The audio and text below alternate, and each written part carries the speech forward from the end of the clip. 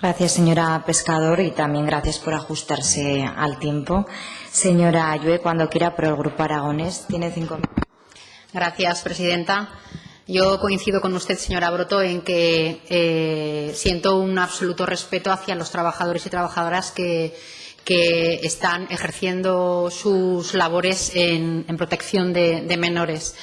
Y entiendo también que gestionar no es fácil y, por supuesto, gestionar centros de acogimiento residencial pues no tiene que ser nada fácil. E imagino las dificultades con las que se encuentran todos los días los trabajadores y trabajadoras de estos centros y los que son funcionarios y que trabajan también dentro del IAS.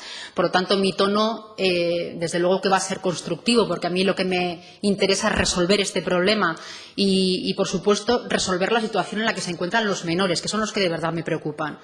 Y, por supuesto, no voy a contribuir a incendiar a través de los medios de comunicación un tema tan sensible como es el tema de menores, porque me preocupa muchísimo que esto esté saliendo demasiado, según mi criterio, a la opinión pública. Yo quiero decirle que creo que hay 3 cuestiones que están sin resolver en el tema del COA. En primer lugar, la forma en la que se contrató este centro. En segundo lugar, las tensas relaciones que se están manteniendo entre el personal del centro y el personal de la consejería. Y, en tercer lugar, el modelo de protección de menores. Yendo al primer problema, como le digo, creo que hay una situación que se crea previa a los conflictos que se han desarrollado, que es cómo se licita el contrato.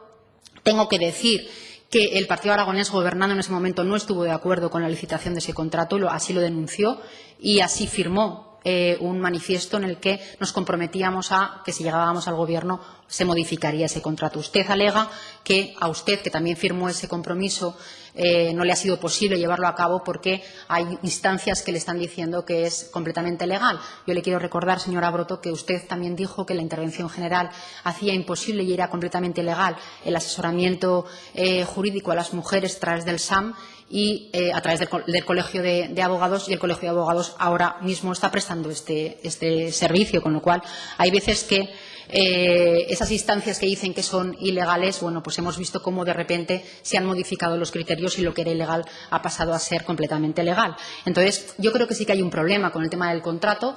Es verdad que creemos que se adjudicó sin contemplar todas las necesidades que se tenían en este centro y, además, también coincido en este caso con los educadores en lucha en que los perfiles de estos menores se han visto modificados. Ahora hay muchísimos menores con situaciones de consumo de sustancias, de conductas pues más severas, problemas de salud mental, que requieren, evidentemente, de actuaciones diferentes y, por lo tanto, en estas cuestiones sí que coincido. No coincido, por ejemplo, en el tema del profesorado. Yo creo que los menores que están bajo la tutela del Gobierno de Aragón y que están protegidos a través de acogimientos residenciales en centros del Gobierno de Aragón tienen que llevar una vida lo más posible normalizada y, por lo tanto, deben acudir a sus centros de referencia y no estar estudiando en los centros de acogimiento. Y es evidente que, como digo, ese primer problema es que el contrato se licitó con una cuantía económica y con unas referencias educativas de cláusulas sociales, etcétera, que no se adecuaban a lo que varios partidos políticos esperábamos de la misma. En segundo lugar, las malas relaciones que se mantienen entre los actuales responsables y tanto del centro de observación César Augusto como del propio personal del departamento de la consejería. Hay un lema que dice que si buscas resultados distintos no hagas siempre lo mismo, y quizás sería bueno que empezaran a plantearse la necesidad de que tanto los que están negociando en un bando y en el otro, pues quizás si no se consiguen los resultados esperados, igual hay que efectuar algún tipo de cambio. Y, en tercer lugar, también le digo que yo parto del hecho también de que este tipo de conflictos y en temas tan sensibles como el de menores debe resolverse desde la más estricta intimidad a ser posible.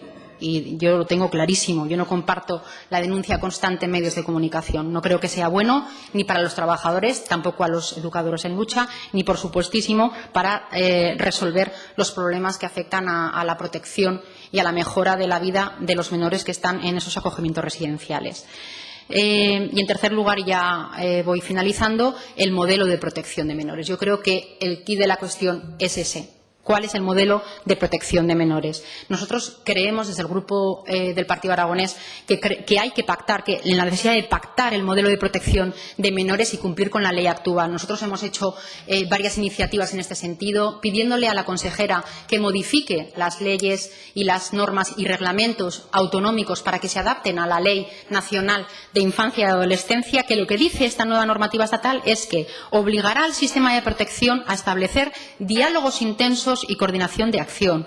En segundo lugar, garantizará dentro de la institución protectora su derecho a ser oídos a los menores. En tercer lugar, necesitará revisar el reglamento de medidas de protección de los menores en situación de riesgo de desamparo en Aragón y requiere no solo de ajustes en los procedimientos, que hay algunos que se están poniendo en marcha, otros no, sino que, finalizo en 10 segundos, sino que se prioricen las medidas consensuadas a las impuestas y que se priorice la posibilidad de que los menores vivan en familias. Yo sé que usted ha hecho un esfuerzo, ha hecho la campaña a la que se comprometió para que se capten más familias de acogimiento, porque lo que la ley dice es que los menores, obligatoriamente, absolutamente todos, ya sé que es imposible, estén acogidos en el tipo de acogimiento familiar y no residencial.